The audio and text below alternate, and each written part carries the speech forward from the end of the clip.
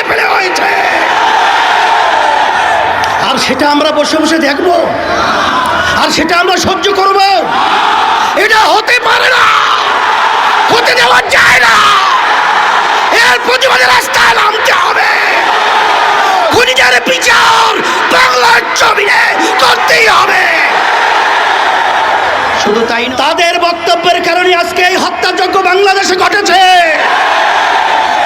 আপনারাই আপনাদের সন্ত্রাসীদেরকে উচকিয়ে দিয়ে আমার নিরীহ ছাত্রদের উপরে, ছাত্রীদের উপরে গুলি করে, রান্না চালিয়ে, তাণ্ডব চালিয়ে বাংলার ইতিহাসকে কলঙ্কিত করেছে। আমরা এই দেশের মাটিতে জন্মগ্রহণ করেছি, আমরা এই দেশের সন্তান, আমরা এ দেশেই থাকব। সন্ত্রাসীদেরকে বাংলার জমিন থেকে উৎখাত করে ছাড়বই।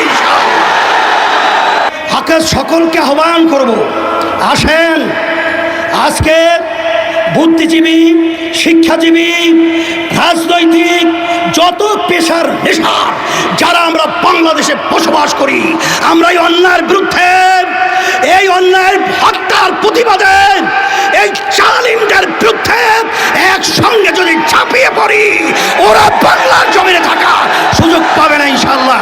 এই আহ্বান আমি সকলকে করছি, আসেন।